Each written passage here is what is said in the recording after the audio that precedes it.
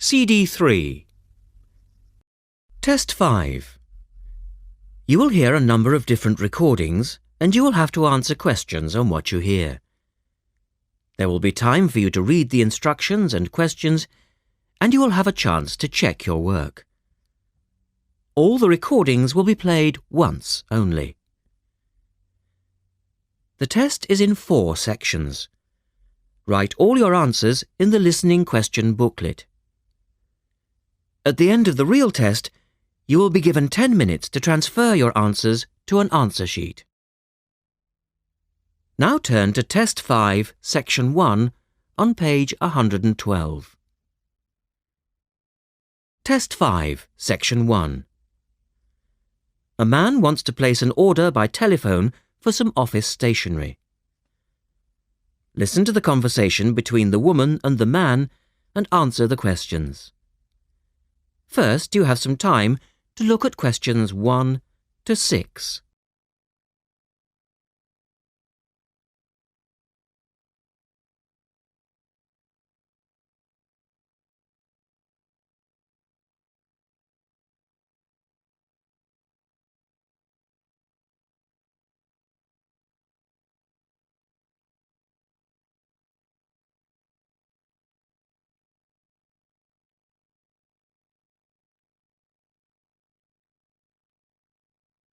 You will see that there is an example which has been done for you.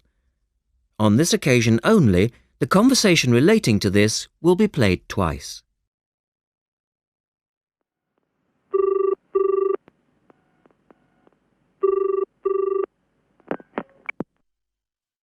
Thank you for calling Millennium Office Supplies. If you would like to place an order, please press 1. Your call has been placed in a queue. A customer service operator will be with you shortly.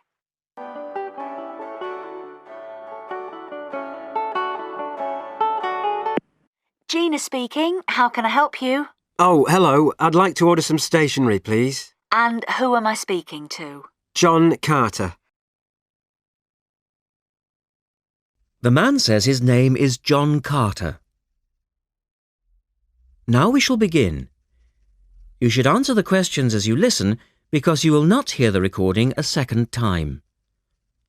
Listen carefully and answer questions 1 to 6.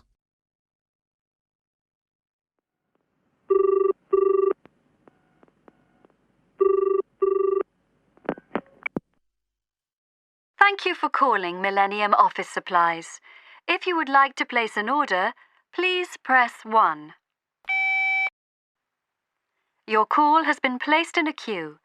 A customer service operator will be with you shortly.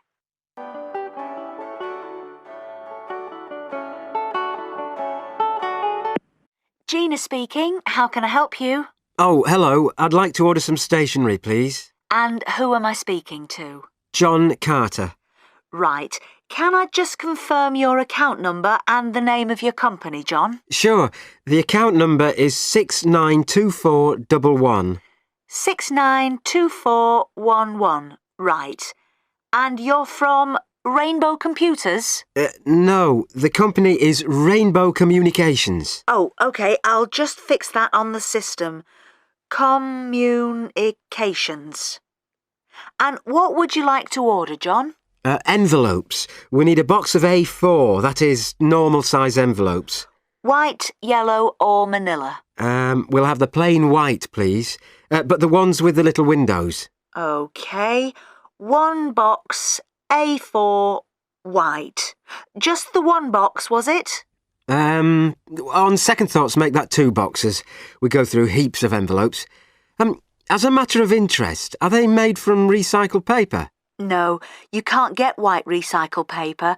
The recycled ones are grey, and they're more expensive, actually. Right, we'll stick to white then. Something else, John? Yes, we need some coloured photocopy paper. What colours do you have? We've got purple, light blue, blue, light green, whatever you want, pretty much. There are 500 sheets to the pack. Right, let's see. We're going to need a lot of blue paper for our new price lists. So can you give us 10 packs, please? Make sure it's the light blue, though. 10 packs of the light blue. The woman asks the man if he needs anything else. Look at questions 8 to 10.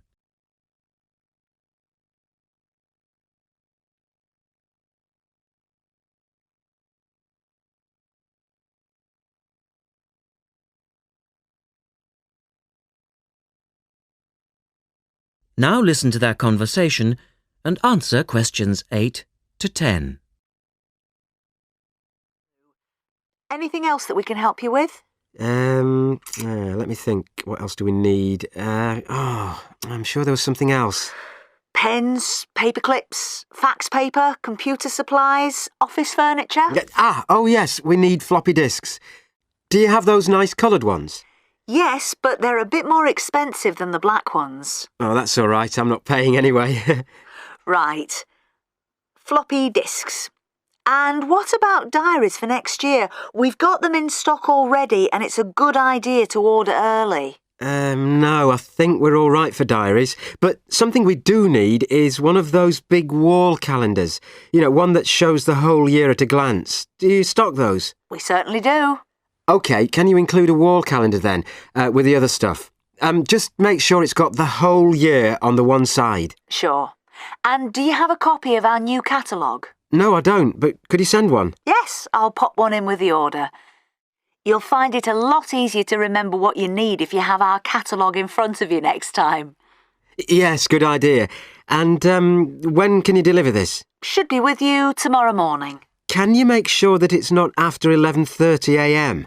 Because I have to go out at 12. There's only myself here on Fridays. Fine. I'll make a note on the delivery docket that they should deliver before 11:30. Thanks very much. Thanks. That is the end of section 1. You now have half a minute to check your answers.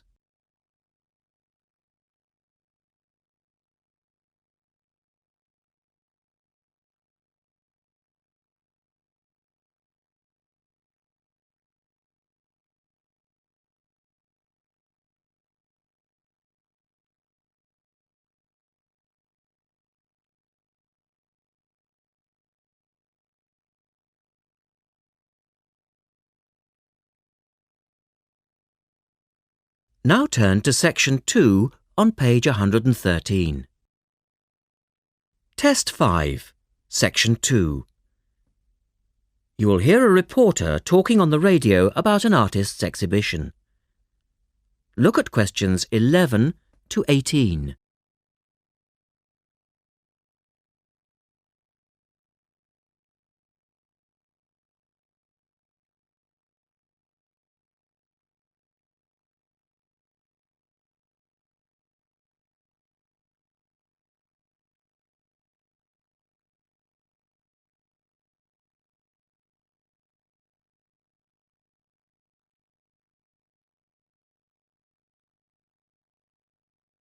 As you listen to the first part of the talk, answer questions 11 to 18.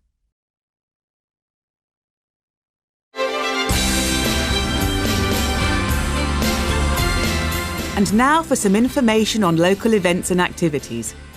A couple of announcements for art lovers and budding artists alike. First, a new collection of artwork is going on show to the public next month in the form of an artist's exhibition. The exhibition will include many different types of art, over 100 different pieces by 58 artists from the local area.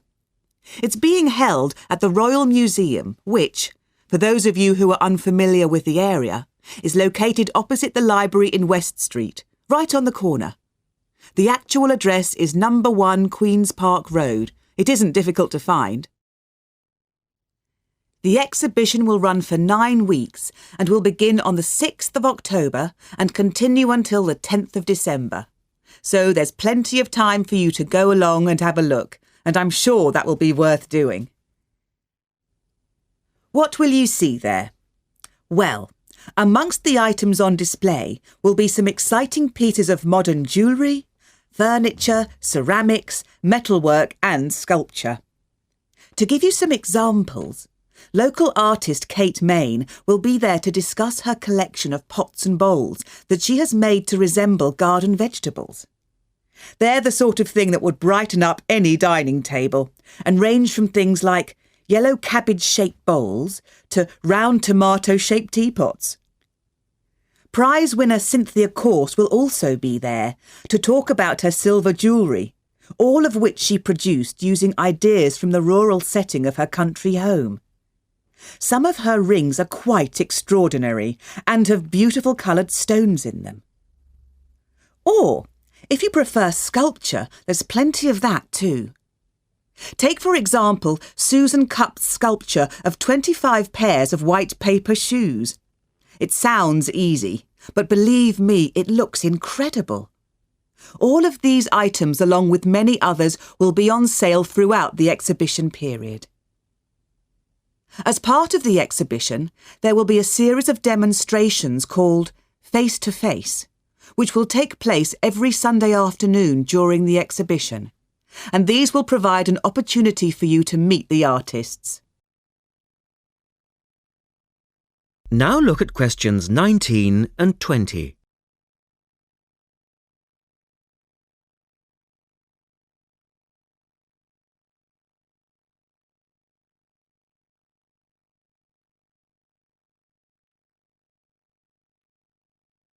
As the talk continues, answer questions 19 and 20. The second set of activities are for those who would prefer to indulge in some artwork themselves. The Artists' Conservatory are holding a series of courses over the autumn period. The courses cover all media and include subjects such as Chinese brush painting, pencil drawing and silk painting. All the tutors are experienced artists. Course sizes are kept to a minimum of 15, and there will be plenty of individual assistance. All the sessions offer excellent value for money and the opportunity to relax in a delightful rural setting. Fees are very reasonable and include the use of an excellent studio and access to the art shop, which you will find sells everything from paper to CDs. And they also include the provision of all materials. For more information on dates, cost and availability, you should get in touch with the programme coordinator on 4592 839 584 or go direct to the website, which you will find is... That is the end of section 2. You now have half a minute to check your answers.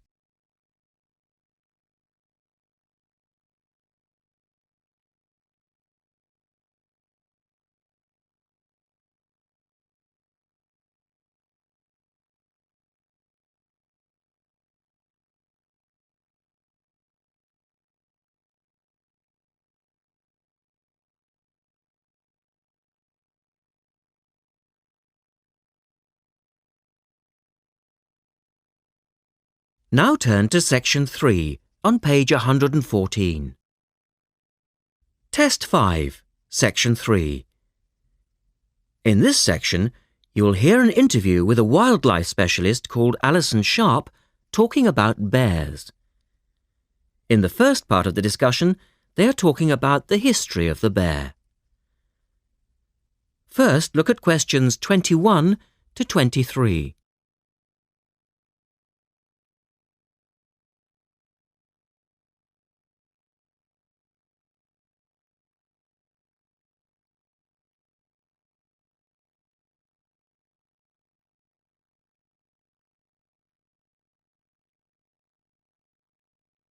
Now listen to the first part of the interview and answer questions 21 to 23.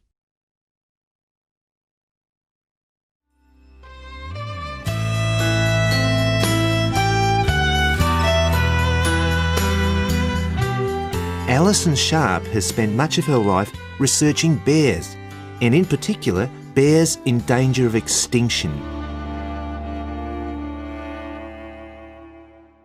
She is the author of a recent book on bears, and we welcome her to the studio today. Thank you. Delighted to be here. First of all, can you give us a quick overview of the history of the bear family? Well, the bears we know today actually have as their ancestors bears which have been evolving for some 40 million years.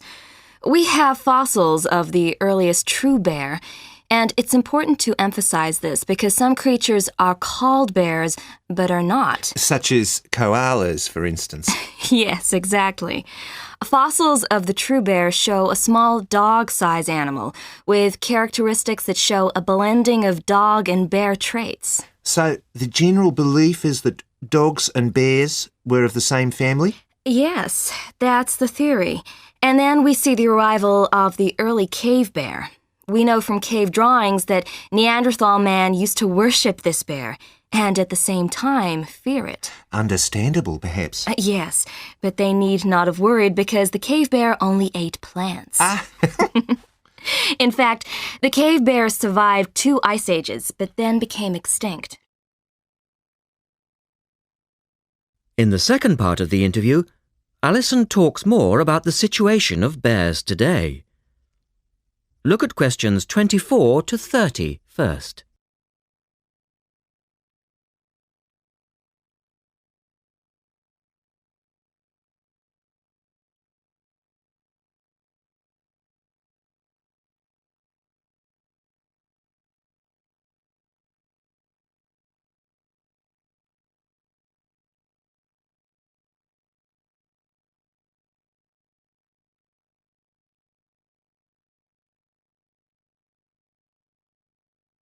Listen carefully and answer questions 24 to 30.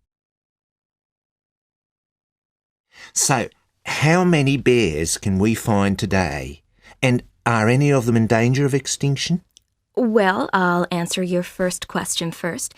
There are 8 species of bear in all, among them the American black bear and the brown bear, from which evolved the newest species of bear, the polar bear. So, how old is the polar bear? Oh, he's a relative newcomer, just 20,000 years old. And could you tell us a little about them? Which is the largest bear, for instance? Well, the largest bear existing today is either the polar bear or the brown bear. Right. Don't we know? Well, it depends which criteria you use. The polar bear is the heaviest.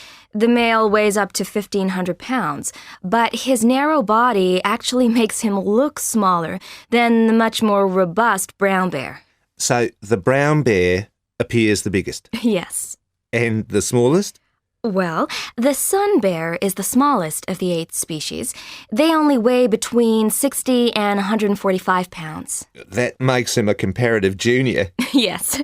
And then next we have the so-called giant panda. But that's a small bear too, comparatively speaking. And are all bears meat eaters? No, not at all. In fact, the giant panda is almost entirely herbivorous, living on a diet of 30 types of bamboo. Yes, of course. Pandas are famous for that. And another interesting bear is the sloth bear, which eats insects, particularly termites. He can turn his mouth into a tube and suck the insects out of their nests. So, going back to my second question, are bears really in danger of extinction? Yes, indeed, they are. The sun bear in particular, as they've been hunted almost out of existence. And the habitat of the panda is also being reduced on a daily basis. Can anything be done to reduce the threat to these endangered species? I know, for instance, that it's very hard to breed bears in captivity. Yes. Well, I think that by raising people's awareness generally, we can reduce conflict between humans and animals, to stop the slaughter in parts of the world where bears are still hunted, supposedly in self-defense or to protect livestock, but often quite unnecessarily. And we can also encourage governments to preserve the natural environment of the bear, rather than allow the areas where they live to be systematically destroyed in the name of progress. Yes, of course. And in addition to these global efforts, all profits from the sale of my book will go toward the United Nations Bear Protection Program. That's wonderful. And with the news coming up, thank you for your time, Alison, and best of luck with the book. Thank you very much. That is the end of section 3. You now have half a minute to check your answers.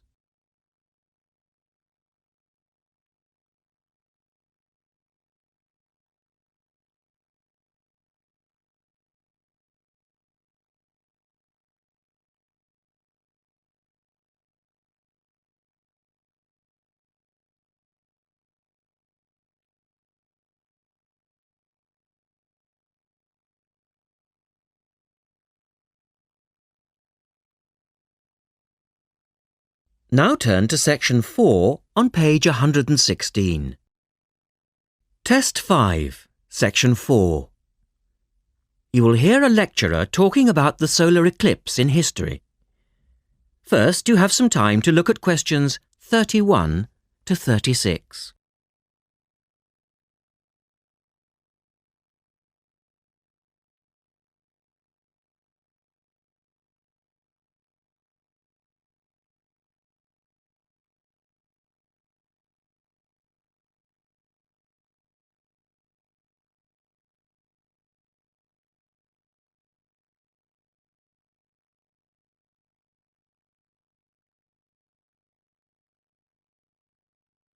Now listen carefully and answer questions 31 to 36.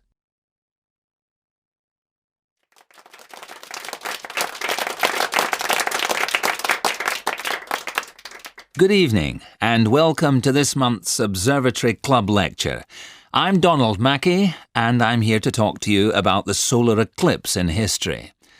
1,000 years ago, a total eclipse of the sun was a terrifying religious experience. But these days, an eclipse is more likely to be viewed as a tourist attraction than as a scientific or spiritual event. People will travel literally miles to be in the right place at the right time to get the best view of their eclipse. Well, what exactly causes a solar eclipse when the world goes dark for a few minutes in the middle of the day? Scientifically speaking, the dark spot itself is easy to explain. It's the shadow of the moon streaking across the Earth. This happens every year or two, each time along a different, and to all intents and purposes, a seemingly random piece of the globe. In the past, people often interpreted an eclipse as a danger signal heralding disaster, and in fact the Chinese were so disturbed by these events that they included among their gods one whose job it was to prevent eclipses. But whether or not you're superstitious or take a purely scientific view, our earthly eclipses are special in 3 ways. Firstly, there can be no doubt that they're very beautiful. It's as if a deep blue curtain had fallen over the daytime sky as the sun becomes a black void surrounded by the glow of its outer atmosphere. But beyond this, total eclipses possess a second, more compelling beauty in the eyes of us scientists, for they offer a unique opportunity for research. Only during an eclipse can we study the corona and other dim things that are normally lost in the sun's glare. And thirdly, they are rare.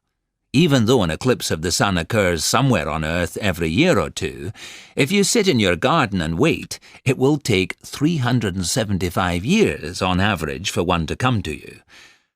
If the moon were any larger, eclipses would become a monthly bore. If it were smaller, they simply would not be possible.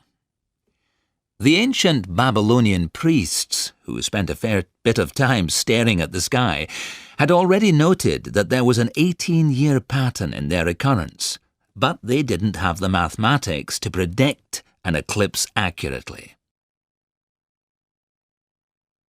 In the second part, the speaker talks about a number of scientists. Look at questions 37 to 40.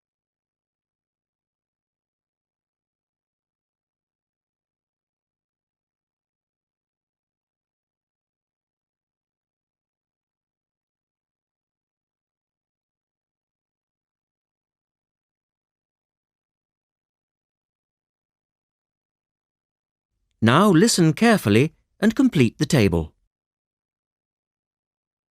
It was Edmund Halley, the English astronomer, who knew his maths well enough to predict the return of the comet, which incidentally bears his name, and in 1715 he became the first person to make an accurate eclipse prediction. This brought eclipses firmly into the scientific domain, and they've since allowed a number of important scientific discoveries to be made. For instance, in the eclipse of 1868, two scientists, Janssen and Lockyer, were observing the sun's atmosphere, and it was these observations that ultimately led to the discovery of a new element. They named the element helium, after the Greek god of the sun. This was a major find, because helium turned out to be the most common element in the universe after hydrogen. Another great triumph involved Mercury. I'll just put that up on the board for you now. See, there's Mercury, the planet closest to the sun, then Venus, Earth, etc. For centuries, scientists had been unable to understand why Mercury appeared to rotate faster than it should. Some astronomers suggested that there might be an undiscovered planet causing this unusual orbit, and even gave it the name Vulcan. During the eclipse of 1878, an American astronomer, James Watson, thought he'd spotted this so-called lost planet. But, alas for him, he was later obliged to admit that he'd been wrong about Vulcan and withdrew his claim. Then Albert Einstein came on the scene. Einstein suggested that, rather than being wrong about the number of planets, astronomers were actually wrong about gravity. Einstein's theory of relativity, for which he's so famous, disagreed with Newton's law of gravity in just the right way to explain Mercury's odd orbit. He also realised that a definitive test would be possible during the total eclipse of 1919, and this is indeed when his theory was finally proved correct. So there you have several examples of how eclipses have helped to increase our understanding of the universe. And now let's move on to the social aspects, and I think you'll find... That is the end of section 4. You now have half a minute to check your answers.